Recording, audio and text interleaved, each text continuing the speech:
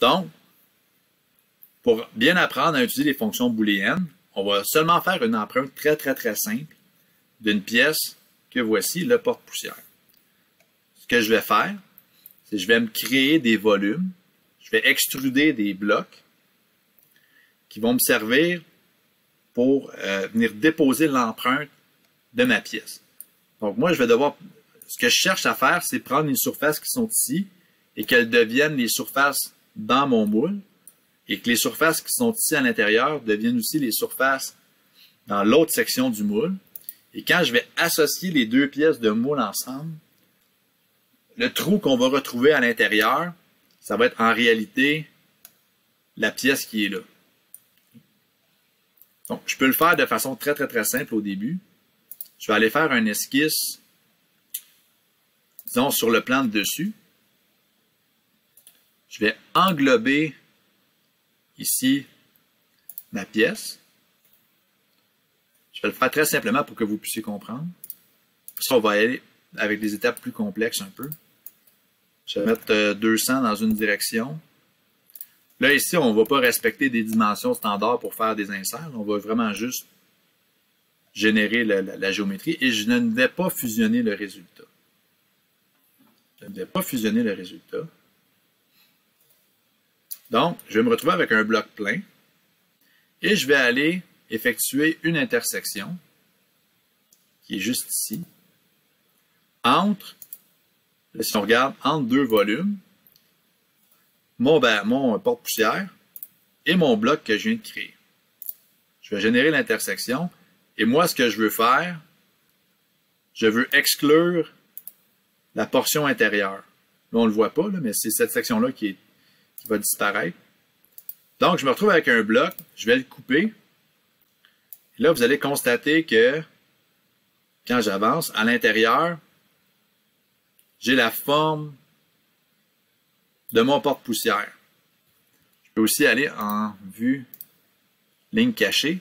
Donc, à l'intérieur de mon bloc, je me retrouve à avoir mon porte-poussière. Par contre, il faut que ça sépare en deux. On ne peut pas juste générer le bloc puis après ça le couper. Ça se fait, mais c'est quand même une technique complexe. Nous, on a besoin que le moule s'ouvre en deux. Donc, au lieu de faire un bossage qui englobe toute la pièce, ce que je vais faire, je vais seulement prendre la moitié et je vais créer ce qu'on appelle un plan de joint. Le logiciel SolidWorks a toutes les capacités de générer des empreintes de moule tout seul. Il y a des fonctions qui nous permettent de créer des empreintes de moule automatiquement. Là, ici, pour les besoins de la cause, je vais vraiment juste vous montrer une version comme plus simple de qu'est-ce qui peut être fait, juste pour que vous ayez on va dire une petite idée des possibilités. Donc là, je vais mettre des valeurs peut-être faciles à réutiliser. Là, 250, 550, ça semble fonctionner. La hauteur totale, je vais mettre 200, ça va être suffisant. Et là, ce que je vais faire, je vais convertir les entités qui sont présentes ici. Ce qui va être ce que j'appelle ma ligne de joint, l'endroit où la portion supérieure et inférieure du moule vont se rencontrer. Parfait. Je sors dans mon esquisse. Je vais générer mon volume. 500 devrait être suffisant. C'est trop juste. Je vais aller à 600. Parfait. Je vais m'assurer de ne pas fusionner les volumes pour avoir deux volumes distincts. Là, je vais faire mon opération booléenne. Je vais aller faire une intersection. Je vais choisir les deux volumes. Là, ici, des fois, ça peut être difficile de choisir parce qu'il est imbriqué dans l'autre. Je vais aller le sélectionner dans l'arbre. Congé. Intersection. Là, voyez-vous, je peux choisir des régions à enlever. Donc, l'intérieur du porte-poussière, je ne la veux pas. On l'enlève. Le porte-poussière lui-même, je ne le veux pas. Je l'enlève. J'appuie sur OK. Là, voyez-vous, ça va me donner la première section de mon moule. Donc ça ici, ça va représenter ce qu'on appellerait là, la section femelle, l'empreinte. Dans mes configurations, ici je ne pensais pas que j'avais déjà mis des configurations, je vais les supprimer. Donc ici, je vais la renommer et je vais appeler ça l'empreinte. Donc, j'ai ma première pièce. Je pourrais même la sauvegarder sous le nom empreinte pour la réutiliser plus tard. Ensuite, je vais retourner dans mon arbre de fonctionnalité. Et là, je vais reculer. Je ne vais pas effacer la fonction. Je vais faire ce qu'on appelle, je veux juste la désactiver. Donc moi ici, j'aimerais ça avoir une empreinte, puis l'autre chose, ça s'appelle un noyau. Et le mâle qui va venir s'insérer dans la femelle. Je vais me créer une nouvelle configuration. Je vais ajouter une configuration. Je vais l'appeler noyau. Noyau, pas noyeux, noyau. Ça me crée une nouvelle configuration. Vous allez bien voir après. Là, ce que je veux faire, je ne veux pas supprimer de façon définitive la fonction. Je veux seulement l'archiver, la canceller, la mettre de côté. Elle existe encore, mais je ne veux pas l'utiliser tout de suite. Même chose pour l'extrusion, je veux la mettre de côté. Là, ce que je vais faire, c'est je vais aller générer l'autre section du moule. Donc, je vais me prendre un esquisse. Je vais aller sur le plan de face. Je vais refaire un peu la même chose. Mais là, pour que ça soit très bien illustré, je vais le faire à l'envers. C'est pas la meilleure méthode de faire un moule, mais c'est une excellente façon d'expliquer le booléen par contre. Donc ici, je vais faire les mêmes dimensions que tantôt. Donc de mémoire, j'avais 250. De l'autre côté, j'avais 550. La hauteur ici, je peux mettre la même chose. C'est pas critique.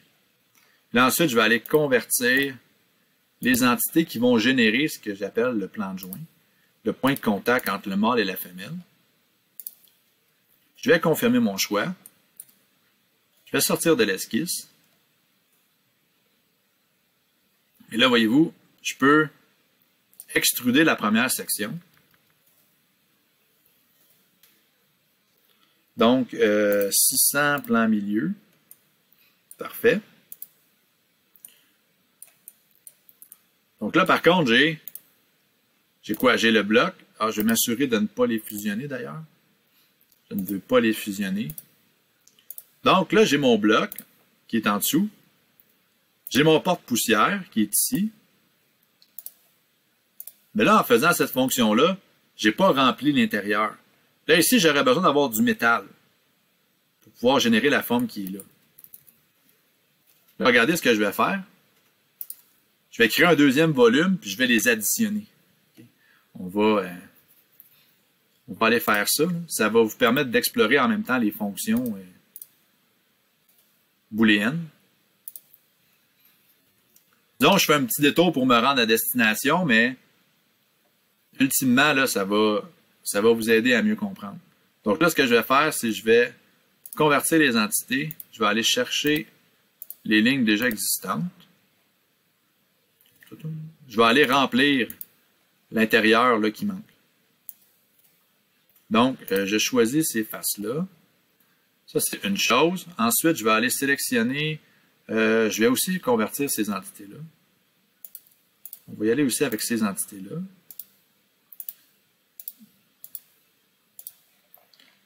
Ce que je vais faire, c'est que je vais générer le volume à l'intérieur. Puis après ça, je vais effectuer plusieurs opérations booléennes pour obtenir mon résultat final.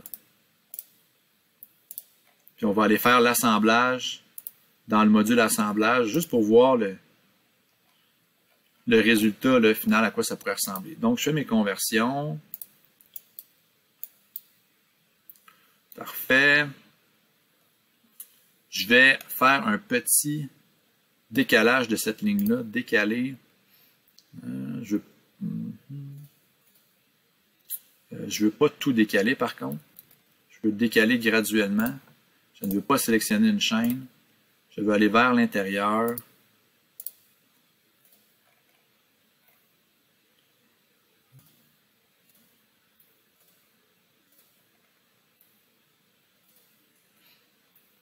Donc là, je suis vraiment en train de planifier mon volume.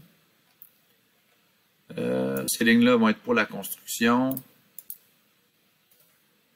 Donc, en ce moment, ce que je fais, c'est je vais générer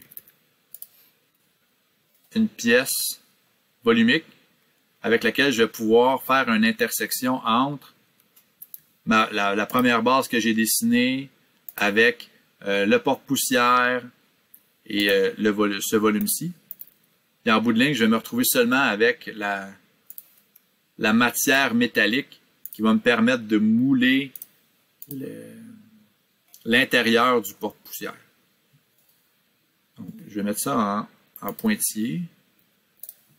On va aller générer le volume après. On va s'assurer de bien couper les lignes excédentaires. On va voir si j'ai bien travaillé.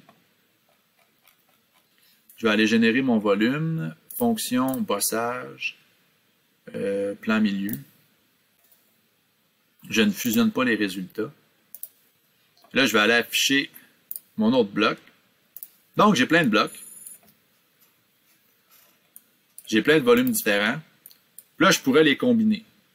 Donc, dans intersection, je vais aller combiner les blocs. Je vais choisir les différents blocs. Donc, j'ai le porte-poussière, le bloc qui va générer l'intérieur pour le porte-poussière et le bloc principal là, de la base. J'enlève ce qui ne m'intéresse pas. Les sections sur les côtés ne seront pas là. Il va y avoir évidemment le porte-poussière lui-même que je vais devoir enlever. Je vais me retrouver seulement avec l'empreinte intérieure du porte-poussière. Donc, mon noyau. Là, je vais l'enregistrer sous noyau. Puis on va aller créer l'assemblage. Oui, tu peux le remplacer, il n'y a pas de problème. Je vais aller créer un nouvel assemblage.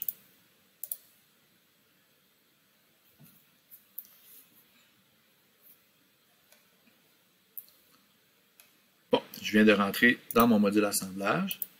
Je vais rentrer la section du bas. Là, on voit que toutes les esquisses sont affichées. On va aller cacher les esquisses. Donc, j'ai la section qui va générer l'intérieur de mon porte-poussière. Je vais aller ajouter l'empreinte qui va générer l'extérieur de mon porte-poussière. Je vais les joindre ensemble.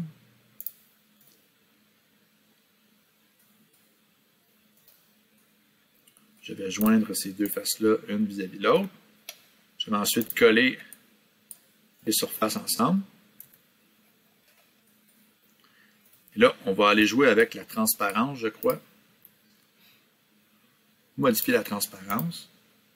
Et là, voyez-vous, je me trouve à avoir mon empreinte. J'ai une cavité à l'intérieur.